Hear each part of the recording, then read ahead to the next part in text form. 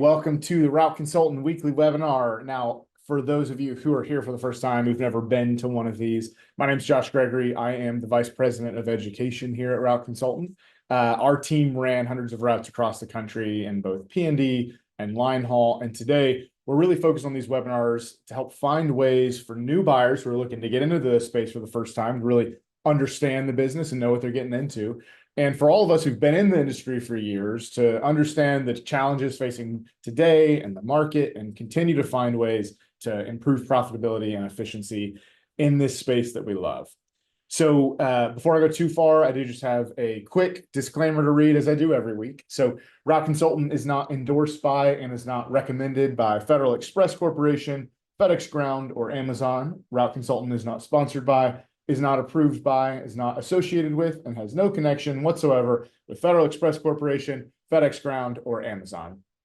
Now, if you've been here before, or if you're a regular attendee, welcome back. And again, if you're brand new or you're here every week, we do want this to always be a place where you can come and learn and also ask any questions that you have. So while I'm talking today, while our guests are on later, you can submit those questions. There's a little Q&A button at the bottom.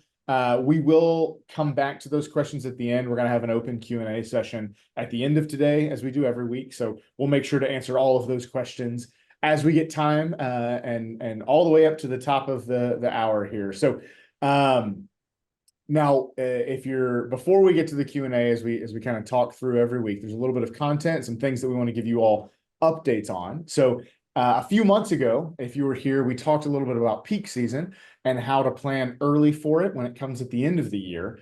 But we're in September now. So we are in the home stretch for preparing for the holidays and the last few months before it starts to kick in. So we have brought Amy and Dave Byers back on here, who are longtime FedEx contractors with so much knowledge and experience here that they want to bring to all of you. So they are on today to give an update on really where you should be at this point in peak planning and talking us through all the things like Schedule K that we're really in the thick of right now. So Dave and Amy, I see you there. Why don't you go ahead and say hi and we will get started. Hi, everybody. Thanks for having us again. I'm Amy Byers. I serve as COO of Slicker Trucking, and we have P&D, line haul. We are in Express. We go 7 days a week in one of our terminals. We have custom critical, and we are just rocking and rolling kind of in all different divisions. But in the thick of it with you guys, we got our Schedule Ks and are working through quite a few things here on the books these last couple weeks. So can't wait to jump in. I'm Dave Byers, president of Slicker Trucking, and pretty much what Amy said, we're in the ramp up for peak season, just like everybody else is. Perfect. So you mentioned it a couple of times. We're in the ramp up. So it's been a few months since we talked last. Like, what does that mean right now? What is ramped up? Like drivers, trucks, technology. What are you doing right now? So we have our hold on our scanners right off the rip. We've rented scanners. We have those set aside for peak, and we're going to get them delivered on October 15th because it was a 3-month minimum. So you pick which month you want to have it, and since we're going to have new drivers on, and Amy will get into the driver's side of it, we figured we should have the spare scanners ahead of peak so that we have enough scanners with all these new drivers as we bring them on. Yeah, and that's, I think, a really important call out that especially if it's your first peak season, that you can forget easily, is you got the drivers and trucks and then you forget they can't deliver any packages without scanners. Or Right. they can, but it's going to take forever. Yeah. Yeah. And iPads, I know like our Verizon, we have extra iPads that are kind of decommissioned, and they'll let us do like a month to month. So we're going to turn those on here around October as well. I just gave Dave, so for trucks, we go through a process with our teams and each one of our terminals. So we have 2 terminals that are about 10, 12, 15. And then we have 2 big terminals that are in the 32 to 36 range. So we're going to bring on obviously bigger trucks, more trucks. So I need P1200s, P1000s, and some 14 and 16 foot box trucks. So what I do when we get these lists from each of our terminals, kind of their wish lists, we go through and we sit down with our senior management group which is Dave and I and some of our leaders. And we sit down and we talk about what you guys can do with yourselves. So if you only have one contract, you would do this with each other and your BCs. We talk about what's realistic, right? Do we have trucks in other areas, maybe a different route that we can shift around that'll fill the gap for maybe capacity and bulk, and we can just buy a different or a smaller truck or a different kind of truck. So we land on what trucks we need, and then we go to our lenders, and we place an order. The other thing that I do on the back end is, because we've been in business a long time, we have trucks that we want to replace. So instead of renting trucks this year, we're going to replicate the model that worked for us last year, which is we pull trucks by age and then by mileage. We talk about some of the trucks that might need to just kind of get out of the fleet in general. So they've aged out or problemed out, if you will. And then we also look at trucks that have value, that have a low payoff. So I do payoffs quarterly. I request those from all of our vendors and I plug those into our internal spreadsheet. And then we sort everything and I look at anything that's less than $10,000 payoff. And I take a look at how that truck's doing. Is it on a rural route? What's the resale value? And resale values are very high right now. So I make a list of, so Dave made a list of 14 trucks we need to buy this year for peak. And I need a list from my guys of 14 trucks that they're going to give me in January. And I hold them accountable to that because I know we're going to have some growth, but I want them to know that we're not just going to absorb these trucks and leave the old ones sit on the dock and forget about them. And then I have either some low payments or I just have trucks and assets that are sitting and accumulating on insurance that I don't need. So I'm going to hold them accountable come January, February of these trucks that need to get off my books. And that actually will help me because our plates for line haul are due in February and our plates for our P&D trucks are due in February. And for a fleet our size, you're talking, upwards of, close to $100,000 in plates. So having an extra chunk of trucks that I can sell and get that cash flow ramped up after peak to cover some of those expenses have really worked out. So it's just about being a little bit smarter with our money and smarter with our resources. For a fleet our size, renting, 10 trucks, even a fleet, in our small operations, running 2 trucks for 4 months is pretty expensive. And that we were finding that the return on some of those leases with the damages and things like that after, because it's wear and tear from a rental company, but we did rent for quite some time, up to, like I said, last year we tried this purchasing and it worked out for us. So if you are in the market for trucks and you just aren't ready to flip that switch, peak is a great time to do that. So we're going to go ahead and do that again this year. Whether we pay the full payments, or I know a lot of vendors will allow you to do contact payments, which is basically a small fee and it pushes it out. So it's like $100 a month or $200 a month per truck through peak. And then the full payment starts in February and then it's 36, 48 or 60 months, whatever you rent out or whatever you lease out at that point. But if you need more information about that, you can always message Route Consultant. It's a pretty deep conversation in general, just leasing or renting or buying at peak. But get on it now because I do know that I've gotten some very recent emails from merchants, from Hello Lease, from kind of all these other companies that are out there that are running low on inventory and availability. So if you haven't thought about trucks, that's definitely, something to look into right now. And then the next piece of it is obviously staffing, which is going to unfold here to probably another conversation about resource talk at the terminal level. But we have started training. We're ramping up. We do have quite a few people that need to give a notice. So we've ramped up pretty slow, but we have kind of we call it the hopper, right, of people that are going to be coming through. And I pretty much say about 20 to 25% of those people will make it through the October, November. So you got to fill the funnel up pretty big. But now is the time. We're in September. So if somebody gave me a 2-week notice, their current employer 2-week notice, came over, you're looking at the end of September. By the time you get them rolling, like in a truck independent, you're looking at the first week of October. And then independent to the point where they're maybe profitable, you're looking at November 1st. And then Schedule L and safety and things like that are going to look in the face if you don't train right and, you know, go back and kind of audit how their training went and how their performance is going. So it's now, right? The time is here. Now, you said an interesting thing. You said, you know, you build up a large funnel because only about 25% of people make it.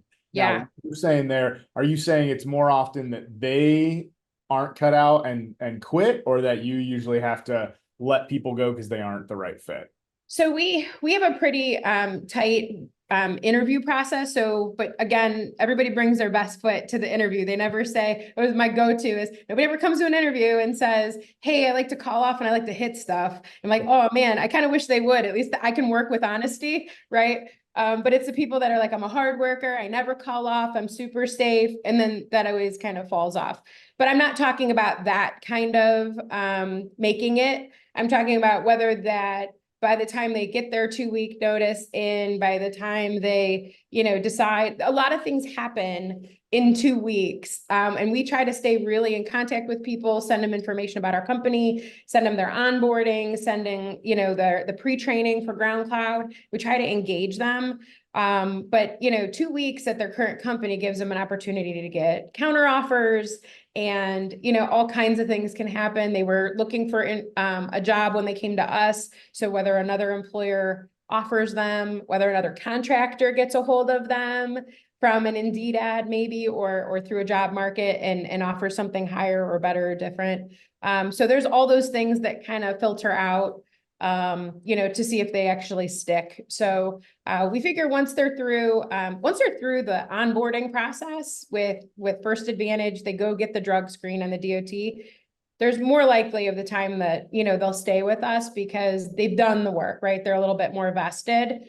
But the funnel still, you know, it still depends on, you know, that first 2 weeks of whether or not they're going to cut it or not. So we fill the funnel up pretty big. I think everybody out there knows that it takes, you know, 8 to fill 2, you know, just Yeah. kind of the numbers these days.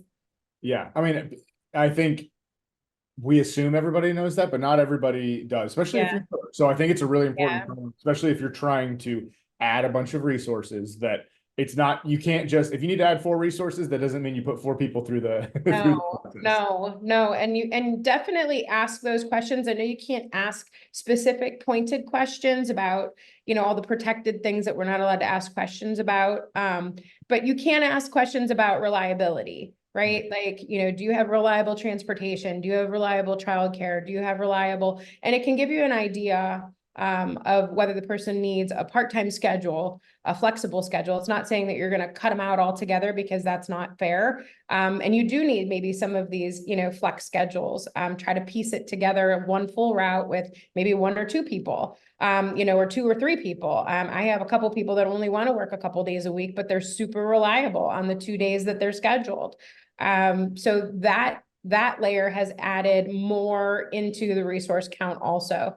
So you'll hear me talk a lot about resources rather than drivers. So as FedEx, as you look at your week, right? And you talk about, well, I run 35 routes or 10 routes. If you run 10 routes, you don't need 10 drivers, right? That's 6 days, that's 60 resources that you need, you know, or if you're running less on Saturdays or you're going to run less on Sundays, you got to figure out what that resource count looks like. And those resources can be a compilation of people that are working 6 days a week, 5 days a week, 4 days of work, or even 1 day a week, as long as it's consistent and they're reliable. So just, you know, I think that's a good point to make when you're hiring, is to hire right and hire, you know, right route, right truck, right driver. And you'll get the best out of people if you meet them where they are. Instead of just saying like, hey, Tuesday through Saturday, that's all I have. And, you know, it's not going to work any other way. You know, I know that's a hard conversation, but you're right. It is crazy to assume that people would know that it's 8 to 2. But it's not just our industry. I guess that's where I was going with it, is it's not just FedEx and FedEx drivers. I've recently talked to people in food service. We're seeing it on our mechanic side of things. We're seeing it, you know, I talked to a friend of mine who runs a legal office, and even paraprofessionals. Just finding people, it takes many more people to fill kind of your funnel, to get people to, you know, to find the right couple that want to stick with you and really work towards what you're building. Yeah. sometimes it's just figuring out what they can do, and then it's puzzle pieces. You all just got to make it work. Yeah. Got it. You got it. Now, the one more thing here on the technology and truck side, I know that the big shift on the Vetter side is the new AI enabled cameras. Is there any challenge getting it on these new vehicles, or in particular, if you are bringing on rentals for those who are, do we know if you have to have the AI Vetter cameras yet? So we have extras, and I have not heard if the rentals are going to have AI. I know the rentals right now, the ones that we have looked into, do not. And I actually have a call into BDS about that, because we were thinking, if we don't get the trucks onboarded in time for peak, we do put them in a rental program. So that's kind of one way around doing that. Just because of the time frame of getting the trucks on, we may have to run them through October until we can get everything, plugged in. But the AI, so we just turned that on, and it's, kind of a comedy of errors with our staff right now, because they're like, it's like distracted, and it's like, so it's managing kind of the craziness. The good thing is that the videos are right now worth 0 points. So we're getting, they're giving us a little bit of grace. Lytics is, that's our Vetter vendor. So we're not getting a ton of points for them, but we are looking, but it is dead on. The AI technology is pretty amazing. We had a couple of our senior managers test it. And, when they look down, it is tracking, their eyes, and it's accurate. They were like, I looked down at the ground cloud and it was like distracted. So, it's good, for that regard. I think we've done, what we call pop-ins, or Wilsons, like the old Tim the Toolman Taylor show, the guy looking over the fence. We do that quite a bit. And we just do, random audits. We're not looking for anything else. We're not tracking our people's patterns or anything like that, but we do check in, especially if there were some videos a week or two prior. We do some check-ins just to make sure that they've changed. And that's going to help us a ton, because it's telling you, when you're not looking and when there's not triggered events, it's going to tell you what their patterns are. So the idea at the end of the day is that it's going to make us safer, and it's going to identify areas of improvement before an accident happens, before you get dinged, and before you get points. So, we're hoping that that's what it's. But Yeah. we did see, I saw a video this morning. I was watching. This AI is all new to us. So I saw one, a driver was on his phone and like getting back to the terminal, probably telling his wife he was headed back or he was done, getting ready to head home. And it kept saying distracted, distracted, distracted. It said it so much that he said, "Hey, I got to get off here. This thing keeps like yelling at me." So it works. So Yeah. it's what it was supposed to do. It worked. Put your phone down, get parked, and then make the phone call. So I'm a fan already. Yeah. So we like it. The drivers are annoyed at best, but they're hanging in there with us. And I said, it is in your control. You have the ability of making her shut up. Just put your phone down. Yeah. So it is helping. But yes, I will, when I get the information on our rental scanners or the rental cameras, I'll definitely share that. But it was a big question that we had also, because there are some even connectivity issues with the compliances and things like that. So I don't even know if FedEx has those answers yet going into peak. Yeah, great. Yeah. I mean, it's good to hear that it's working well. I think it's also, the hope I would have is that it makes it even better for these new hires you're bringing on for peak season, that like, hopefully if they have any bad habits, you'll see it more quickly than the old vetters. So, fingers crossed that everything keeps working. Yeah. We're hopeful. We've been talking about, you keep talking about resources and kind of your internal planning, but we're really getting into it in terms of right now, FedEx has clear expectations on the resources they think you'll need. So how are the conversations right now going back and forth with them on what you'll have versus what they say? So what are your meetings going on? Last week we met with most of the terminals about resource counts, and we bring our numbers to the table and they bring their numbers. Some are really close. One to two resource difference, and kind of just walk through it, talk through it.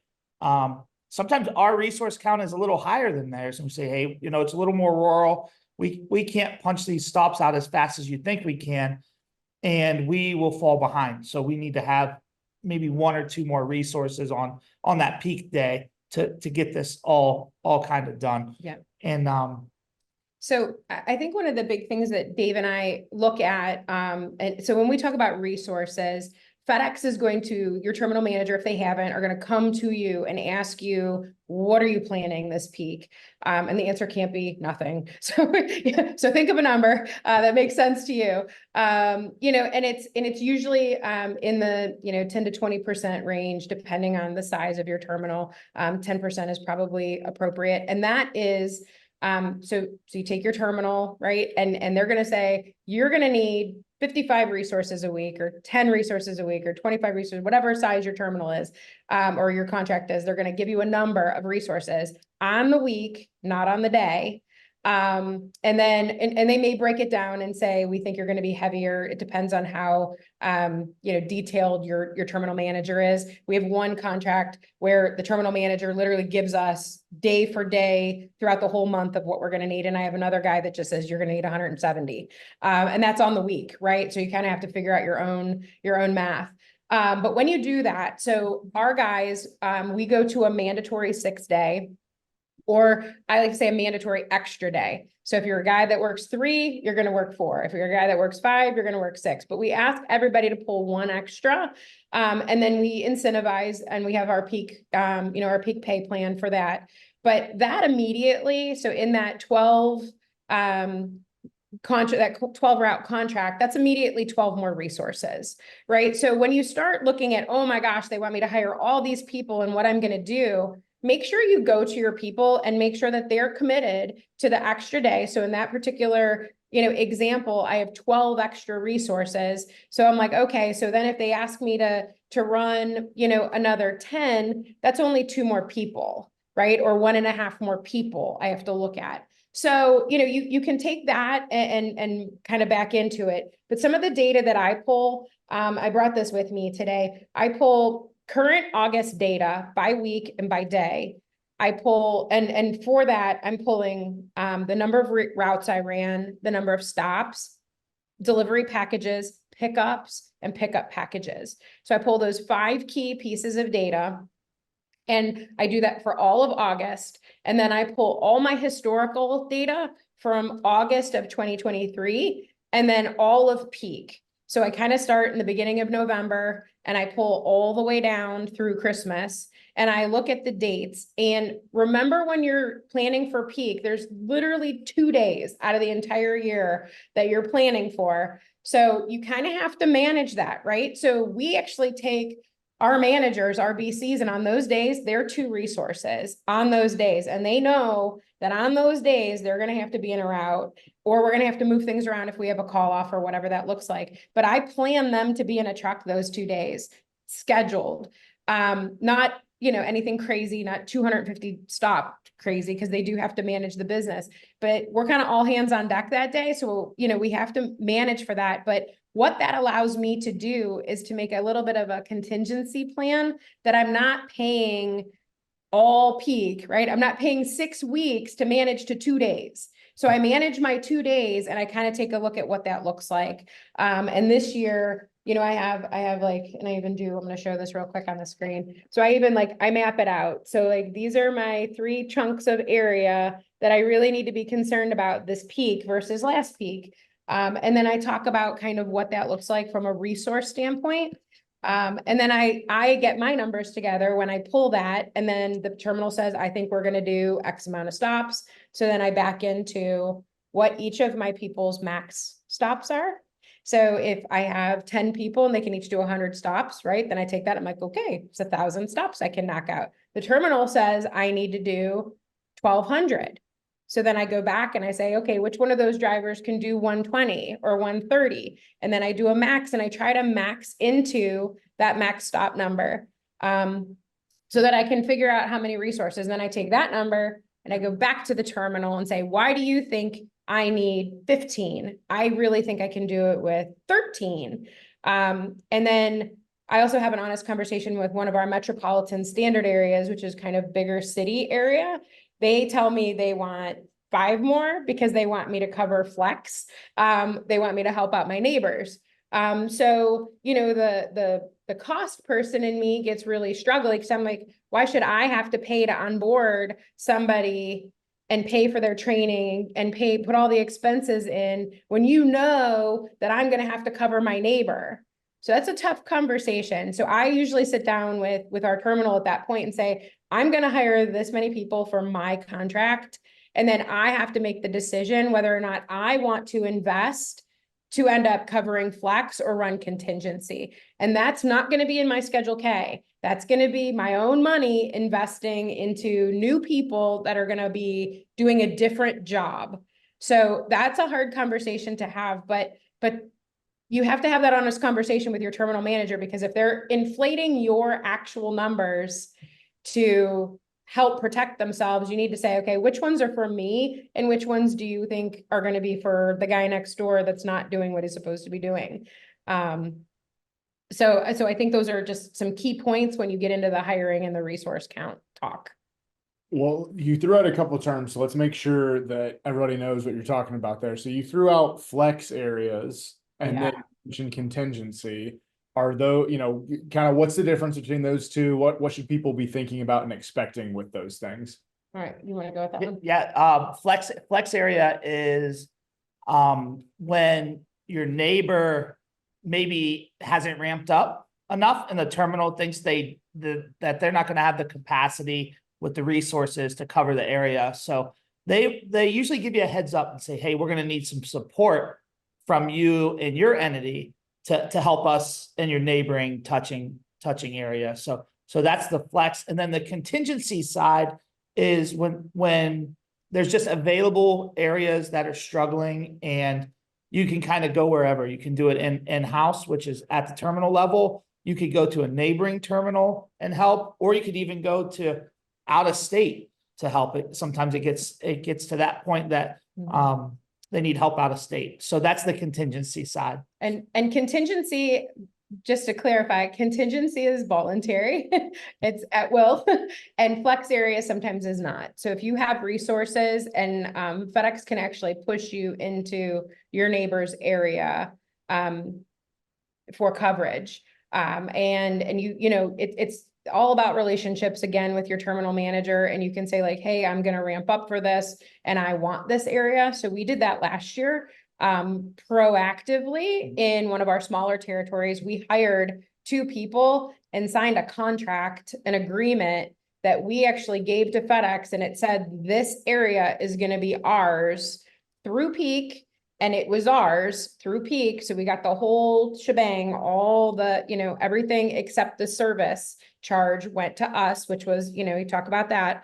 So we were able to take that in as ours. We got the DRO, we got everything, and it actually ended up working out for us because it bolstered some of those more rural areas and it allowed us to hire and maximize resources in our area. So while it wasn't true, contingency, it was protection for us. We needed an extra 150 stops. And we were able to scoop those up, and then we were able to make our areas a little bit more dense, and they made a little bit more sense to have the resources that we did.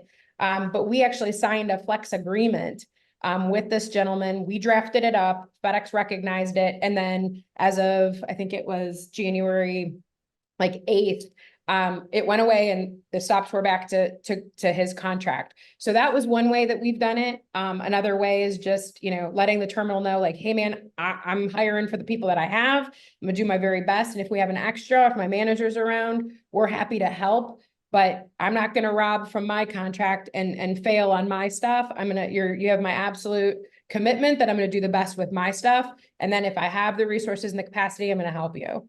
And I think that's a great way to go into it so that it's not forced on you, and it's an understanding that you're doing the very best you can to hire. And then that actually then talks about, right, your Schedule K money and what that's there for. So Yeah, here you go, a little volleyball. I can throw that back at you. Okay. I do have a quick question on the flex. So like you said, sometimes they'll tell you in advance that it could be a flex area. Like, how is this, like they'll tell you a week in advance, or they're telling you now already? Well, they kind of know like how we're planning now. So terminal level can kind of gauge if you're running 15 routes and you say, I'm going to try to do peak with 15 routes, they know that's going to be tough. So they might not agree with your thought process, so that they'll reach out to kind of surrounding and say, hey, this contractor may struggle a little bit. Yeah. We might need your help. We also see that, they have full transparency to onboarding, right? When you run somebody in First Advantage, they see them on the CDAS dashboard. So if they see that it's October and you don't have anybody coming through, they're going to get worried. They're going to kind of, have that heads up. They're also having resource count conversations. So a conversation sitting down with Slicker Trucking might sound different than ABC Company, that we're like, yep, we're going to be in it. We're going to hire 5. We're going to do this. We've already secured trucks. We've got scanners, and they've checked the box as to on their worry meter, right? As to which contractors to start worrying about. And then they have the same contractor with maybe a guy down the aisle, down the belt line. And he's like, yeah, haven't really thought about scanners. Don't care about iPads. Haven't really thought about, hiring. I'll pick up a couple people maybe. And they're like, okay, Dave, I'm gonna need you to hire a couple more. So that's just, those are, they've been doing this for a long time too. So they know what patterns to look up, look to, and they know at the end of the day, they're worried about one thing, their service and their service only. I will say, also, it's difficult, and I'm not ignoring the fact that Dro's off, and, and that their capacity to get you the boxes is also a challenge. So I think that's the big thing of hiring, and how much it costs to hire, and how much it costs to put a truck on and when. And I think that's, those are key components, but I think having no answer or saying I'm going to get to it later is going to position, that's what's going to start that conversation early, Josh, is those contractors that are not giving them the answers that they want.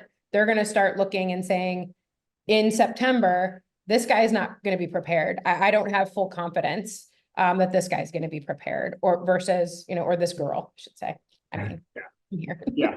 Okay, so that makes sense. They're just paying attention to their kind of risk projection. They'll let you know, hey, this is the warning. This might be something you have to do a little more to help us. Yeah, and they are looking at resources across their whole terminal, right? So where I'm looking at 15 resources from 12 routes now, I'm looking to add 2 or 3 more routes maybe, or 2 or 3 more drivers. They're looking at the whole terminal, right? So they're looking at 500 routes a week or 600 routes a week. And if they've got commitments from Dave and I for 15 and that guy for 15, and it's adding up and it doesn't add up to the number that they think is going to take to get it done, it's just simple math. So they're going to start getting worried, and they're going to look to other contractors for those relief, for that relief. Yeah, which makes sense. Mhm. But I think at the end of the day, the part of it to really understand is there's this last component of peak season, which is how you're paid and what that means in terms of the requirements they have of you. So what is Schedule K, and what does it look like this year in particular?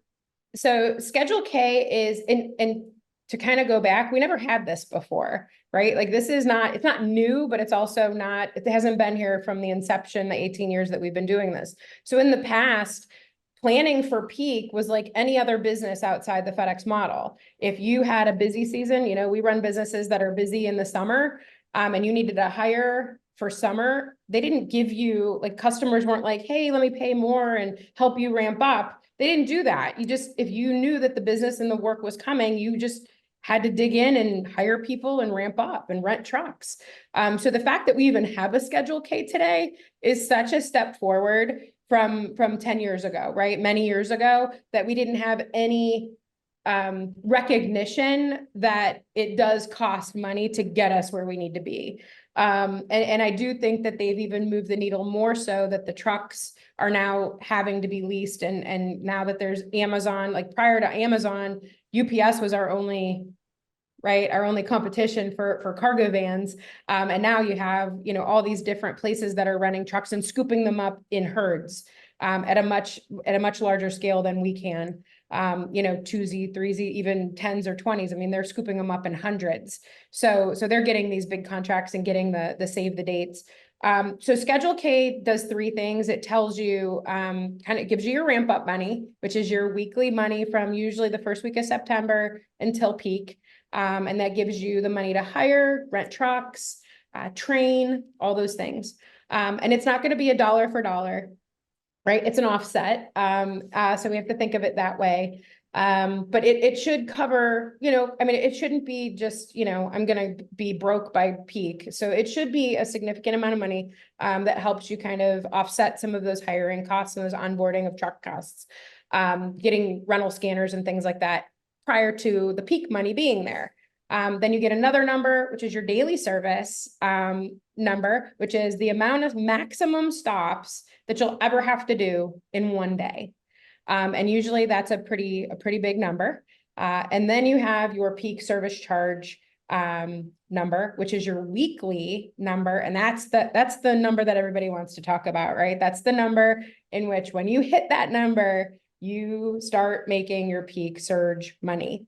So, so those are the three things that you're going to look at, right? Is the money that you're getting on your weekly service charge enough to help you, I'm saying help you offset the cost that it takes to onboard the people that you need. And if it's drastically off, if it's a quarter of what you think you're going to need, then their resource count might be off. And that's a conversation to have with your terminal manager and your BDS or your new, your support person.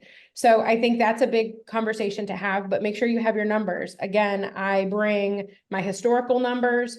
I bring my current numbers. I bring my current mileage. I bring the hours of service that they're currently working. So if I have people that are pushing 8 hours on the clock, like on road, and I put another 20 stops on them, it might be 10 hours on road.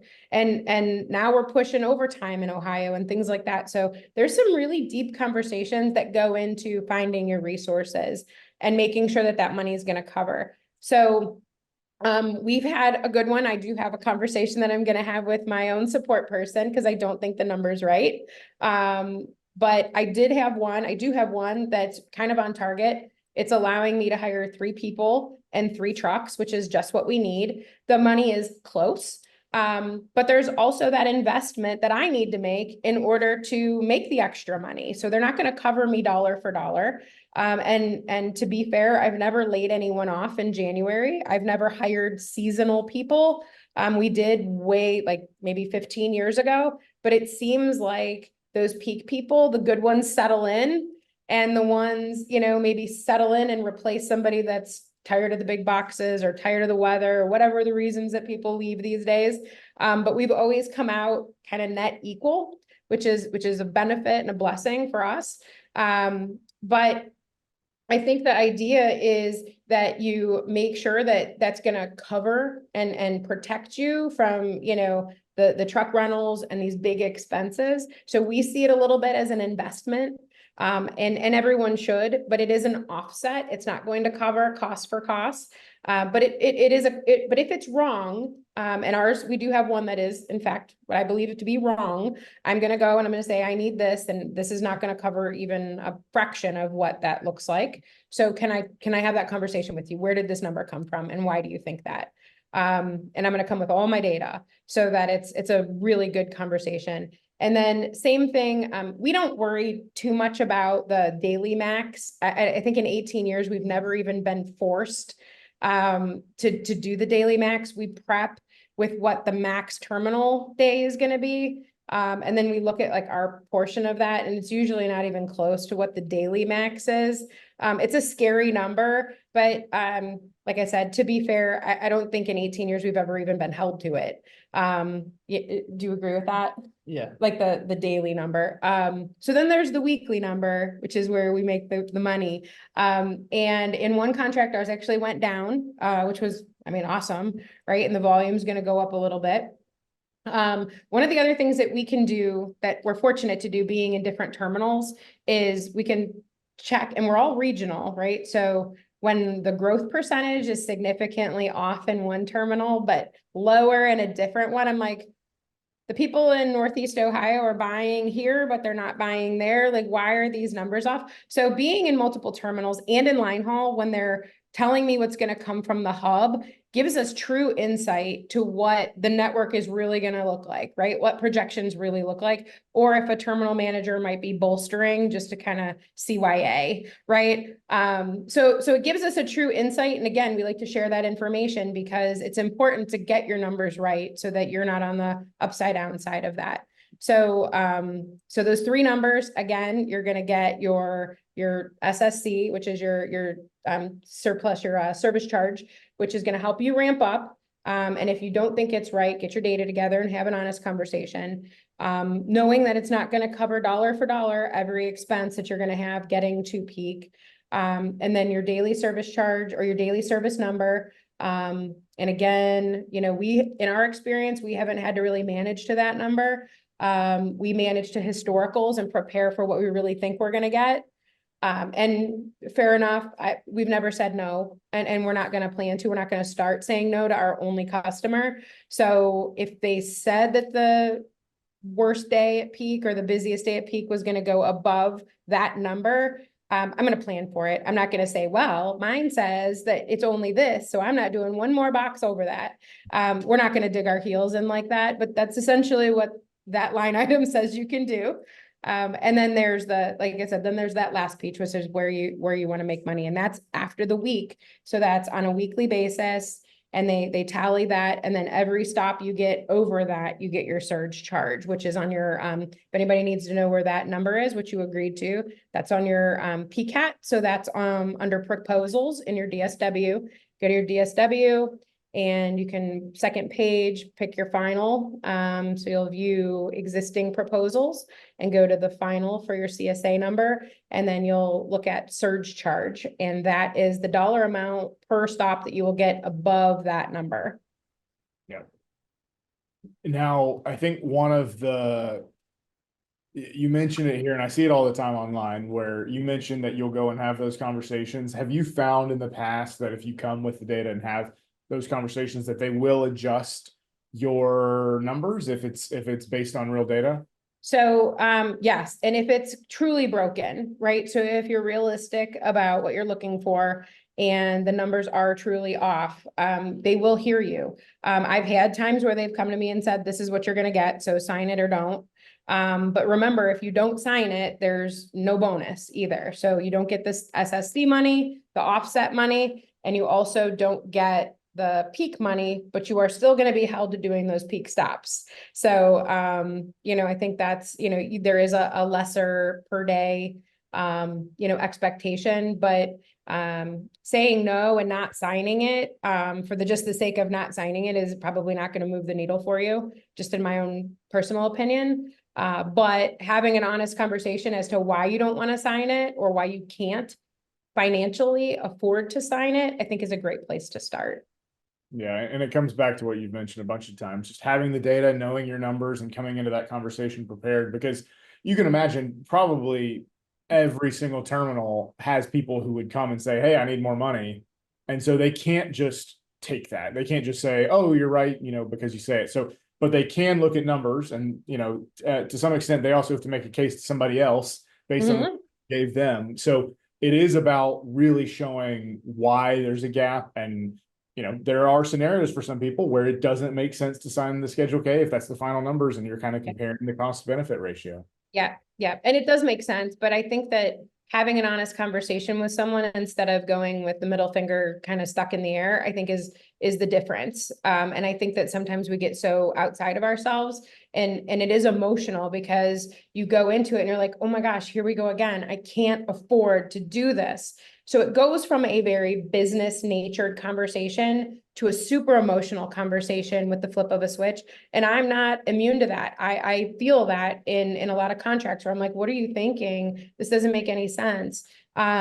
But then you have to kind of take a deep breath, gather your thoughts, think about what you need to offset, knowing that it's not going to be dollar to dollar. They're not going to pay for you to hire people for peak and for you to keep them and flourish and then make more money. It's just not, it's not in the model. And to be fair, it's not in any other model in any other business. If you need to ramp up for landscape season, your customers aren't going to pay for that. You have to do that in order to service the business that's coming to you.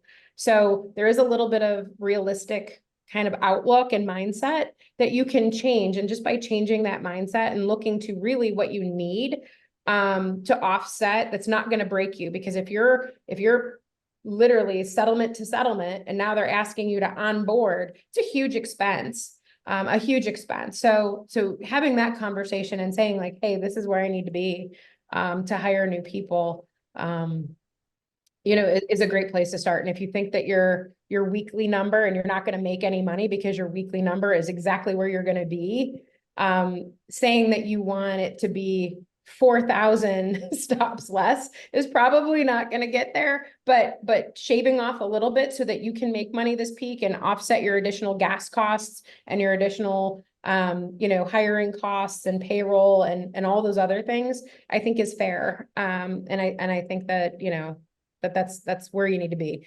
And, we've talked about, sharing data and helping, and I'm sure I see you looking in the corner. I'm sure there's questions. Yeah, there are some questions. Yeah, and we're right at the end of, so I'm gonna go some quick updates on the new listings this week, and then we're gonna try to get to those questions. So quickly, we had 6 new listings this week.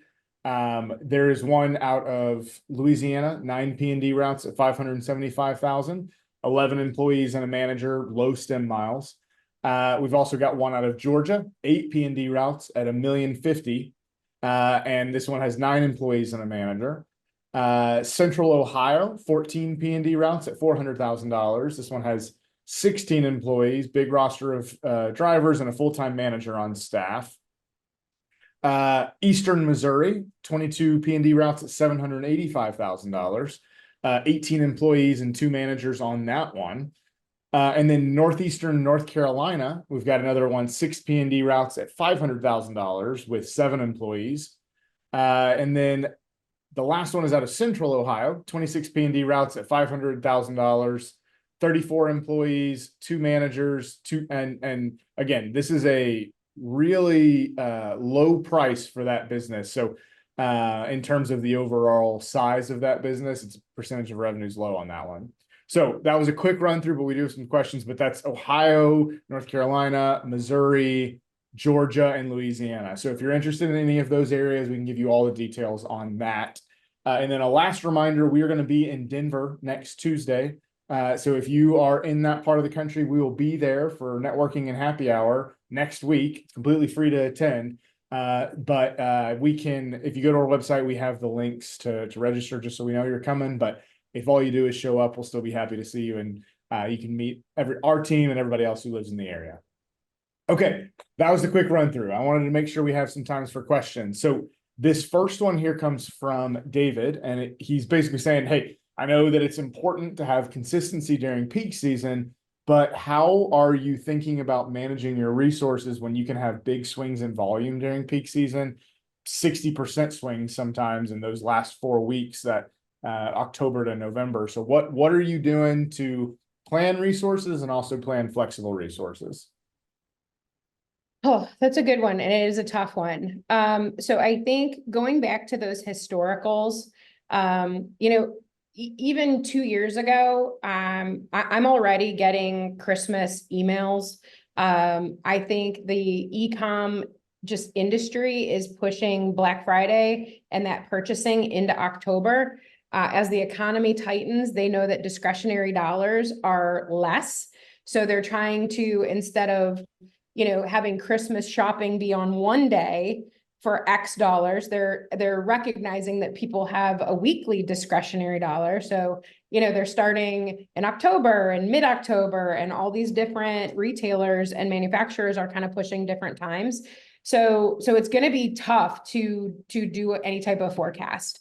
But FedEx does have, they have real sales data from their shippers, and they do layer that in to their forecasts. I know it seems like they're just pulling numbers out sometimes, and it's not necessarily 100% dro, but they do have these numbers. And the reason that they do have the numbers and they try to get them as right as they can is because being in line haul, they're going to pull that volume, right? So they need my line haul resources, and that ends up determining what my P&D resources are going to look like. So we go back historically, I really focused on last year because last year was very similar economically to this year. I think as far as seeing some of the shippers, seeing some of the volume that we're getting, even early October volume, and even like tax-free week, comparatively year over year, we're pretty close.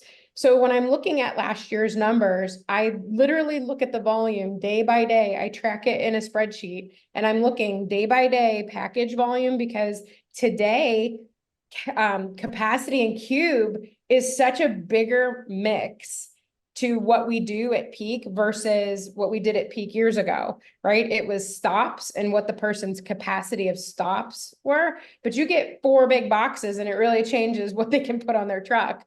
So, whether you're going to run a bulk route or kind of what those things look like, but we look at it every single day. We look at the resources we ran last year, and then we look at what our current problems are compared proportionately to what our current problems are today. And layer that in on top of the volume. So if on Mondays we're super business heavy, I'm going to expect that to be the same, but then multiplied to what they're showing in projections versus what I saw last year. So your terminal has the data by day. So you can ask for that if they're not sharing it with you. We actually got it in one terminal and we were like, hey man, I need this spreadsheet. Where'd you get it? Like, was it something that the terminal did? And he's like, no, we have that. It's from a meeting. Here you go. And he sent it to us in 5 seconds. So then of course I emailed every single one of our contracts and I'm like, I need this right now. So then I had historical from last year by day. I had their forecast for this year by day. I was able to find a delta. And then on top of that, I layered in our current challenges, which is bulk, pickup times in one of our terminals, express, right? Like I'm not going to be able to get there if I have this kind of volume. So we layered that in, and then we're really able to take a look at kind of what our swings were going to look like. And it's okay. Some days I know it's not 100%, profitable on the days where you're 60% overstaffed. But at peak, people are willing to take a day off. And they're also, it's good to give your guys kind of an easier day at peak and take some of that bulk. Maybe run a bulk truck and give your manager a day to kind of do managerial things instead of being that bulk guy or that rescue guy. So, make a plan, make a 60% under plan and a 60% over plan if that's what you're worried about.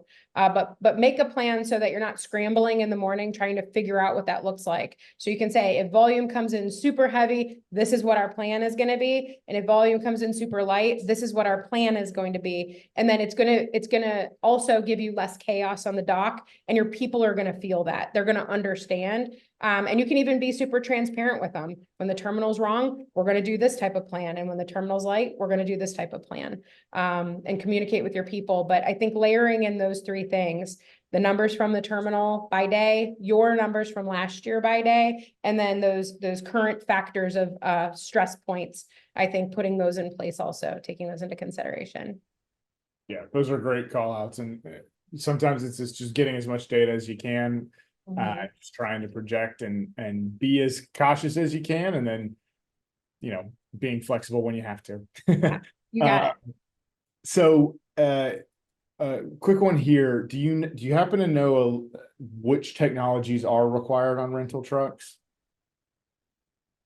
Oh, I haven't heard for the AI part. Yeah, we haven't heard about the AI. Again, that's out there, but better cameras. Yeah. But they're not expecting Tremcos because they don't want you to, obviously you can't alter an enterprise rental truck with a Tremco, but the locks are definitely going to still be in place. That was last year. So even at our express terminal specifically, locking the doors and having the appropriate bulkhead locks and back locks are definitely going to be, whether that's a temporary lock. I think they even gave us a list of temporary locks last year. We still have those from last year. But that's something that you would, want to look into. So the locks and the cameras for sure. And again, FedEx comes out with these things kind of closer to. So, if you're planning on renting trucks, I think the best thing that you can do is just get with your terminal manager and ask them to let you know as soon as possible. Because I'm on my ground biz like every day, looking at new. And as soon as those things come up, we take a look. But if your terminal manager can get with you and you know that you're planning those things, he can even say, I heard this on a call, or they're leaning towards this. There might be some insight, that's coming to your terminal. We just heard today that by September 19th, September 16th, all badges are to be worn above the belt line. So that's a new one for us. So that's something that seems little, but could be a safety and a security failure. I'm assuming that terminal is on the books for Express because everything is kind of focusing in that area. But so above the belt line means lanyard, arm badge, or clipped on your pocket. So it can't be hooked on your scanner pocket on your pants. It can't be hooked on your belt line, needs to be above the waist. So that's a new one for us, but, so we're learning every day, right alongside of you guys. Rolling with the punches with whatever FedEx You rolls. got it. You got it. But I haven't seen anything formal on Could have been that an yet. interpretation. Yeah. And well, I thought it was an interpretation and then I went to the contract and it's in the contract. This one here from Aaron, you were mentioning that there's really only 2 days that you make sure that your BCs and everybody are ready to drive. What are the 2 days you were talking about? Okay, so I highlighted 8 days of challenge, and the 2 days last year was November 29th and December 6th were my days last year. And again, this is going to be different.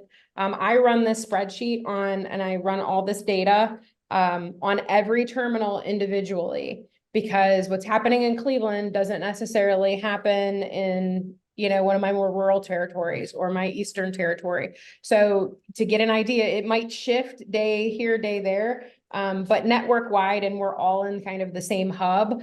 Those were the 2 days that stressed us out the most. Again, that was November 29th and December 6th.